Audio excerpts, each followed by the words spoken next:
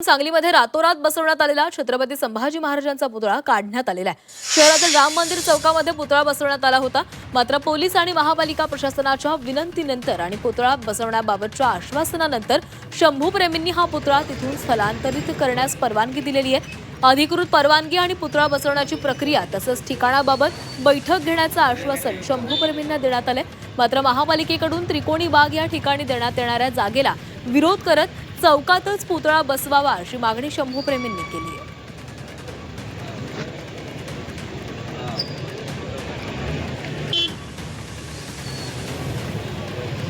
त्रिकोणी बागेत बसवायला परवानगी दिल्या, आपल्याला त्या बागेत बसवायचं नाही। महाराज माझं बागेत बसण्यासाठी झालेलं नाही आहेत, माझा महाराज चौकातच बसणार, तीच आपली इच्छा आहे। मग ते कोणीही बसू दे, आपल्याला काय असंच नाही की आम्ही बसावं, कोणीही बसवू दे, पण महाराज चौकात बसले। लोकांशी आता आमची चर्चा झालेली आहे। आंदोलकांच्या म्हणण्याप्रमाणे संभाजी महाराजांच्या पुतळ्यासाठी महानगरपालिकेकडनं त्रिकोणी बागेची जागा ठरवण्यात आलेली आहे, पण आंदोलकांचं असं म्हणणं आहे की महाराजांसाठी त्रिकोणी बागेची जागा ही योग्य नाही, प्रशस्त भव्य जागा महाराजांसाठी असावी आणि त्यासाठी त्यांना आम्ही पर्यायी काही जागा असल्याचं सुचवायला सांगितलेलं आहे। आंदोलकांचं आणि नगरपालिकेच्या जे अधिकारी आहेत त्यांच्याशी आम्ही आता थोड्या वेळाने चर्चा करून यावर पुढील काही मार्ग शांततेत काढता येईल त्यासाठी प्रयत्न करत आहोत।